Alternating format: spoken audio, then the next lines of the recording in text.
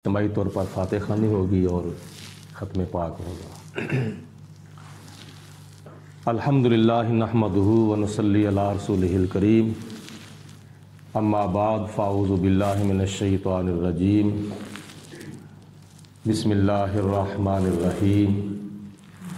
وَإِذَا سَأَلَكَ عِبَادِي أَنِّي فَإِنِّي قَرِيبٌ اجیب دعوت الداعی اذا دعان فلیستجیبوا لی ولیؤمنوا بی لعلہم یرشدون۔ ان اللہ وملائکتہ یصلون علی النبی یا ایہا الذین آمنوا صلوا علیہ وسلموا تسلیما۔ الصلاۃ والسلام علیک یا سیدی یا رسول اللہ وعلی آلک وصحبک یا سیدی یا حبیب اللہ۔ الصلاۃ والسلام علیک یا رحمۃ للعالمین وعلی آلک وصحابک یا خاتم النبیین۔ جے میں ویکھاں عملاں والے کچھ نہیں میرے پلے، جے میں ویکھاں رحمت تیری بلے بلے بلے۔ رحمت دا دریا الہی ہر دم وگدا تیرا، جے ایک قطرہ بخشے مینوں کام بن جاندا ہے میرا۔ سدا نہ باغی بلبل بولے سدا نہ باغ بہاراں، سدا نہ باغی بلبل بولے سدا نہ باغ بہاراں، سدا نہ ماپیو حسن جوانی سدا نہ سنگت یاراں۔ قرآن مجید فرقان حمید کہ دوسرے پارے کی میں نے ایک آیت مبارکہ تلاوت کی ہے، جس کا عام فہم سیدھا سادہ با محاورہ ترجمہ یہ ہے۔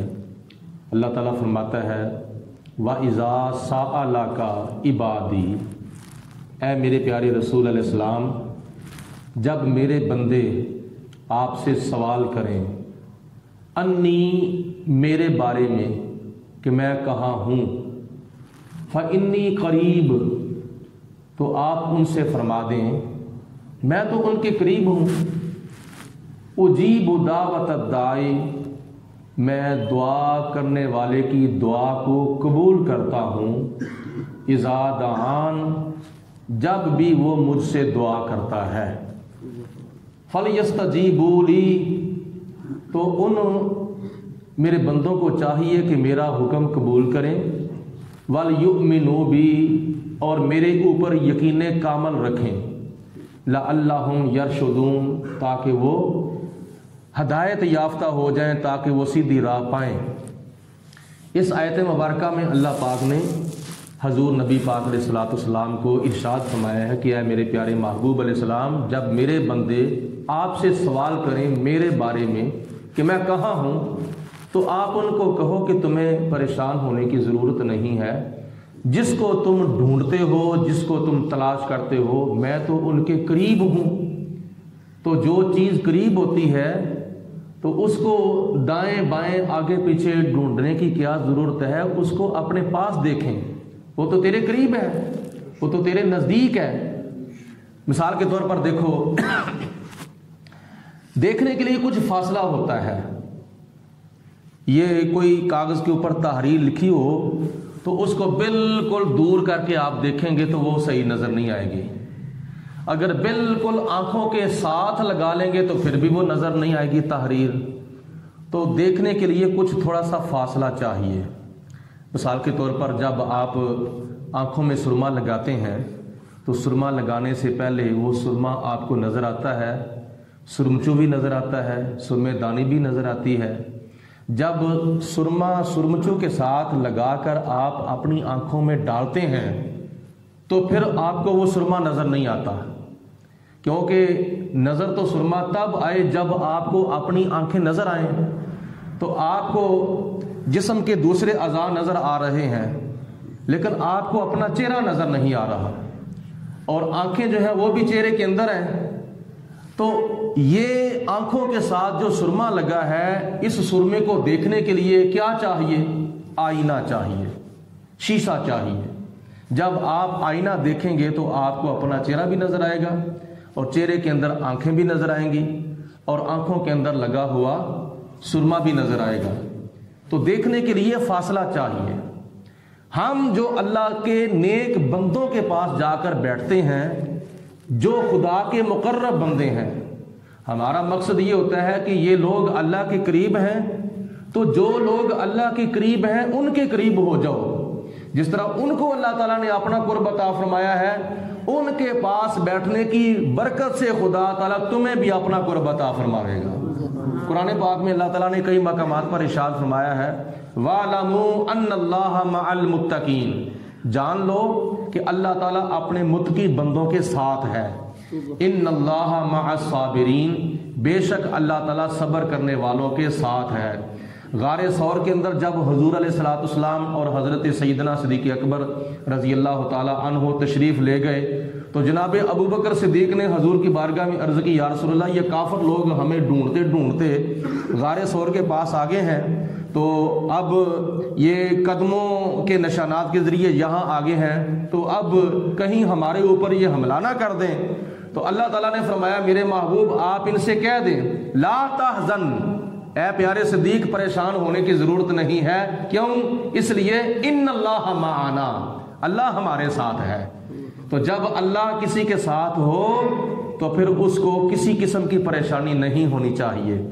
इन्हीं लोगों के बारे में अल्लाह पाक ने फरमाया है, अला इन्ना औलिया अल्लाह ला खौफुन अलैहिम वला हुम यहज़नून, ये लोग वो हैं जिनके ऊपर कोई खौफ नहीं, कोई खतरा नहीं, कोई इनको गम नहीं, कोई परेशानी नहीं, क्योंकि अल्लाह इनके साथ है। तो अब आगे चलते हैं। अल्लाह ताला इरशाद फरमाता है, उजीबु दावत दाई इज़ा दआन, मैं अपने बंदों की दुआ को कबूल करता हूं जब मेरे बंदे मुझसे दुआ करते हैं।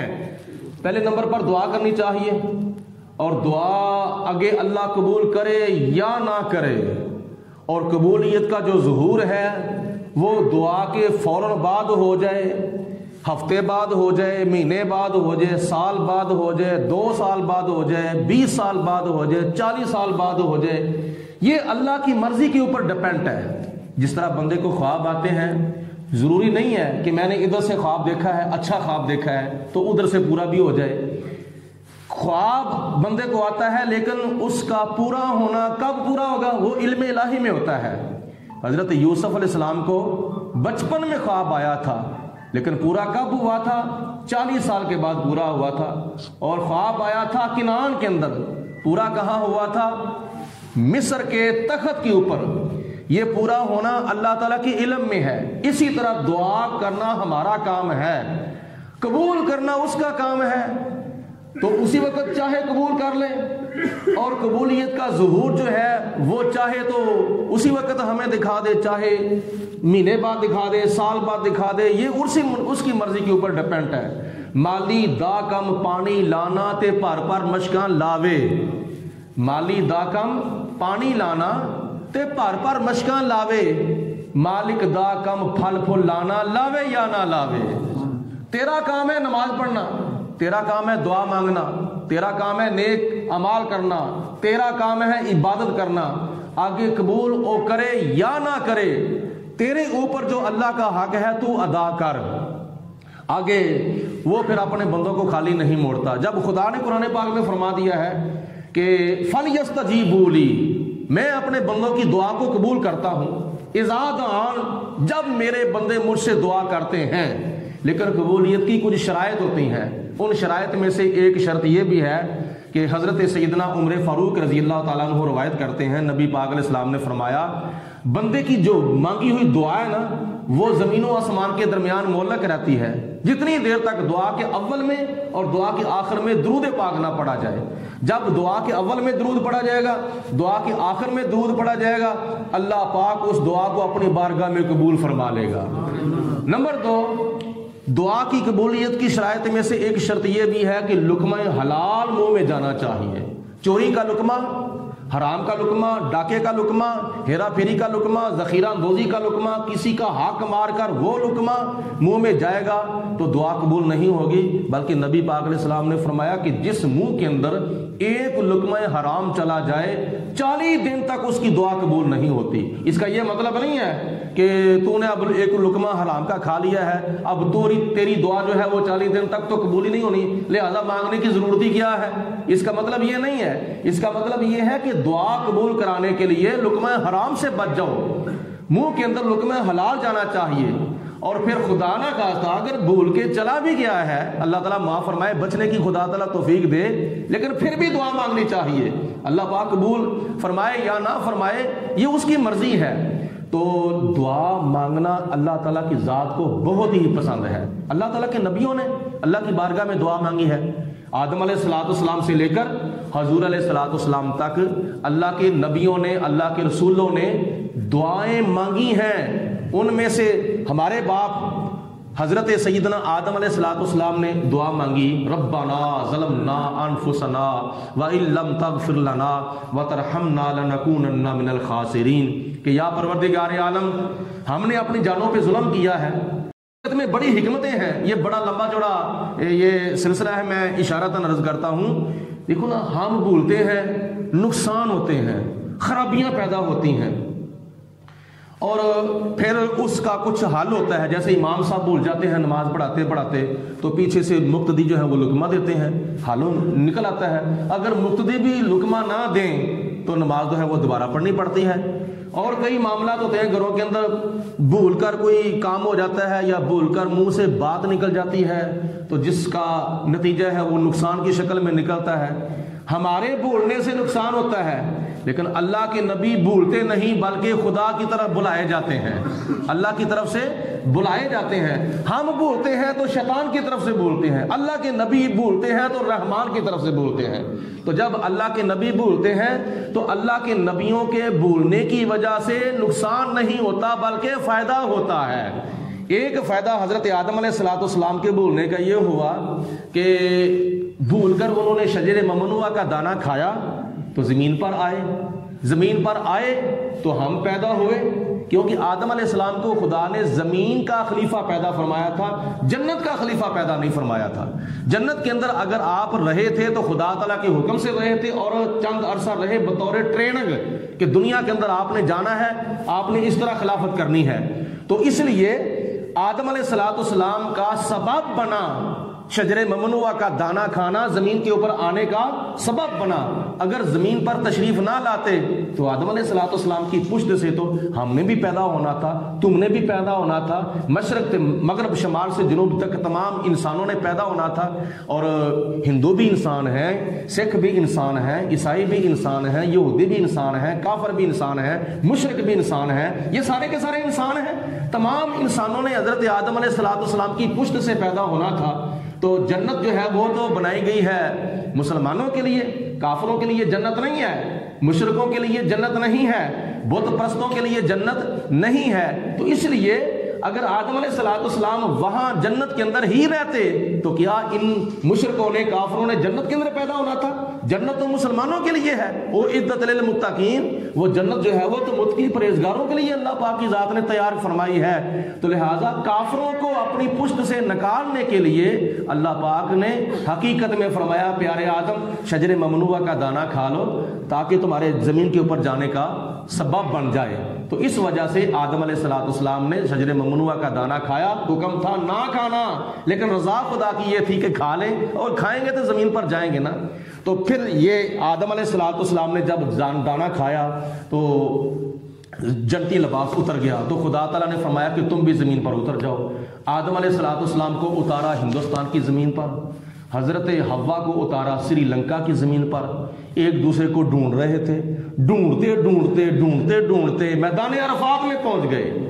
میدان عرفات میں جب دونوں کی ملاقات ہوئی، آدم علیہ السلام نے حضرت حوا کو پہچان لیا، حضرت حوا نے حضرت آدم علیہ السلام کو پہچان لیا۔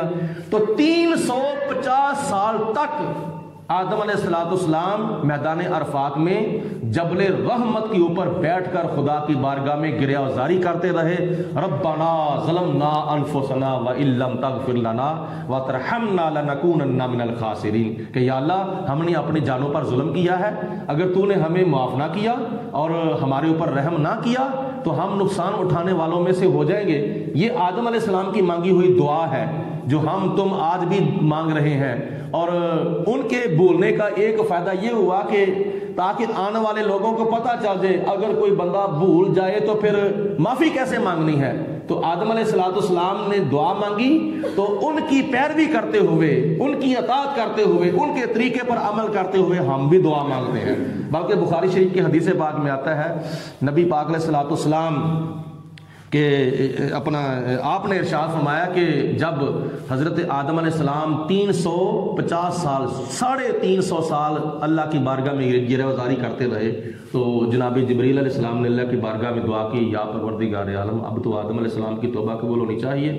تو خدا تعالیٰ نے ایک روایت میں آتا ہے کہ آدم علیہ السلام نے جب سر اٹھایا تھا، جب آپ کے جسم کے اندر روح ڈالی گئی تھی تو آپ کی سب سے پہلے نظر عرش الہی پر پڑی تھی، اور عرش الہی کے اوپر لکھا ہوا تھا لا الہ الا اللہ محمد الرسول اللہ، سارے پڑھو صلی اللہ علیہ وسلم۔ او وقت یاد آ گیا، یا اللہ جب تو نے میرے جسم کے اندر روح ڈالی تھی تو میری نظر جب عرش الہی پر پڑی تھی تو میری نظر پڑی تو وہاں ایک تحریر لکھی ہوئی تھی، ایک طرف یا اللہ تیرا نام لکھا تھا، دوسری طرف تیرے محبوب حضرت محمد رسول اللہ صلی اللہ علیہ وسلم کا نام لکھا تھا۔ تو یا اللہ اس نام پاک کا واسطہ میری توبہ قبول فرما۔ تو خدا نے توبہ قبول فرمائی۔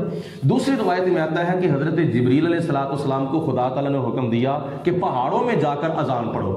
جب اذان پڑھی جناب جبریل علیہ السلام نے، اذان پڑھتے پڑھتے جب آئے اشہد ان محمد رسول اللہ صلی اللہ علیہ وسلم، تو فوراً آدم علیہ السلام کے کان کے اندر جب یہ اذان کی آواز پڑی تو نامی اسم گرامی سنا تو اللہ تعالیٰ کی بارگاہ میں دعا کی، یا پروردگار عالم اس نام پاک کے صدقے، اس نام پاک کے وسیلے سے یا اللہ میری توبہ قبول فرما۔ تو خدا تعالیٰ نے آدم علیہ السلام کی توبہ قبول فرمائی۔ اگر نام محمد رانیا ورد شفیع آدم، نہ آدم یافتے توبہ نہ نو از غرق نجینا، اگر حضرت آدم علیہ السلام حضور علیہ السلام کے نام پاک کا وسیلہ نہ ڈالتے اور نوح علیہ السلام اپنی کشتی کے اوپر حضور علیہ السلام کا نام پاک نہ لکھتے تو نہ آدم علیہ السلام کی توبہ قبول ہوتی اور نہ نوح علیہ السلام کی کشتی جودی پہاڑ کے اوپر ٹھہرتی۔ آدم علیہ السلام کی توبہ قبول ہوئی ہے تو نام مصطفیٰ کے صدقے، نوح علیہ السلام کی کشتی جودی پہاڑ پر ٹھہری ہے تو نام مصطفیٰ کے صدقے۔ تو حضور علیہ السلام کے نام پاک کا واسطہ ڈال کر دعا مانگی جائے تو خدا تعالیٰ دعا کو قبول فرماتا ہے۔ تو اسی طرح یہ دعا مانگنے کا بھی طریقہ ہے۔ آخری الفاظ میں عرض کر رہا ہوں، یہ دعا جب مانگنی ہے نا تو پہلے نمبر پر اللہ کی بارگاہ میں عاجزی انکساری کرتے ہوئے دعا مانگنی ہے، اپنے دل کو حاضر کرتے ہوئے۔ ہمارے پیر صاحب فرماتے ہیں کئی لوگوں نے ہاتھوں کی ٹھوٹھی بنائی ہوتی ہے تو دھیان جو ہے دائیں بائیں ہوتا ہے، توجہ کہیں اور گئی ہوتی ہے تو دعا مانگی، یہ دعا مانگنے کا طریقہ نہیں ہے۔ دعا مانگی جائے یا 4 زانو ہو کر بیٹھو یا 2 زانو ہو کر بیٹھو۔ تو جب دعا مانگنی ہے تو یہاں تک بھی حدیث پاک میں آتا ہے کہ نبی پاک علیہ السلام کے ہاتھ مبارک اکثر اوقات سینے کے سامنے رہتے تھے، اور دوسرے نمبر پر دونوں ہاتھوں کی انگلیاں سیدھی کعبے کی طرف ہوتی تھیں۔ اور کئی مرتبہ ایسا بھی ہوتا ہے کہ نبی پاک علیہ السلام جب دعا مانگتے تھے تو آپ کے بغلوں کی جو سفیدی ہے نا وہ نظر آیا کرتی تھی، اور وہ تو نظر تب بھی آتی ہے جب اس طرح کی جائے، جب ہاتھ اوپر یہاں تک آتا ہے کہ نبی پاک علیہ السلام کے ہاتھ جو ہیں وہ اس طرح کبھی بلند ہوتے تھے، سر سے بھی اوپر آپ کے ہاتھ بلند ہوتے تھے۔ میں اس کی وضاحت کے لیے ایک مثال عرض کرتا ہوں کہ اگر کوئی بندہ کسی کو چیز پکڑائے تو دوسرا چیز پکڑتا ہے تو وہ اگر ایک ہاتھ آگے کیا جائے تو یہ بھی ٹھیک ہے، اگر دونوں ہاتھ آگے کیے جائیں تو یہ بھی زیادہ بہتر طریقہ ہے۔ ایسا کبھی نہیں ہوا کہ ہاتھ نیچے ہوں تو دینے والا جو ہے وہ اس کے نیچے ہاتھ جو ہے وہ دینے والا اس کے نیچے کے ہوئے ہاتھوں کے اوپر چیز رکھ دے۔ دینے والا تو دے رہا ہے لیکن لینے والا اس طرح لے یا نیچے سے اس طرح کر کے اپنا ہاتھ سے پکڑے، تو یہ طریقہ نامناسب ہے۔ جب کوئی چیز بندہ کسی کو دیتا ہے تو آگے سے پکڑتا ہے نا تو اس طرح ہاتھ بلند کر کے پکڑتا ہے۔ جب اللہ کی ذات پاک کی بارگاہ میں دعا مانگی جاتی ہے تو خدا کی رحمتوں برکتوں کا نزول ہوتا ہے۔ یوں سمجھ لو کہ جب خدا تعالیٰ کی بارگاہ میں دعا مانگی جاتی ہے تو خدا تعالیٰ عطا فرماتا ہے۔ تو جب چیز خدا عطا فرماتا ہے، اپنی نعمتیں عطا فرماتا ہے، تو بندے کو پھر اس طرح کر کے پکڑنی چاہیے۔ یہ طریقہ ہے حضور علیہ السلام کے طریقوں میں سے ایک کہ ہاتھ سینے کے سامنے اور یا ہاتھ اس طرح کے بلند بھی ہوں۔ تو یہ عام طریقہ ہے، سینے کے سامنے اس طرح ہاتھ کیے جائیں اور انگلیوں کے رخ جو ہے وہ سیدھے کعبے کی طرف ہوں۔ اس طرح مطلب کہ اس طرح ہاتھ جو ہیں وہ جس طرح تھکے ہوتے ہیں اس طرح دعا نہیں مانگنی، یہ دعاؤں کے آداب میں سے ادب نہیں ہے۔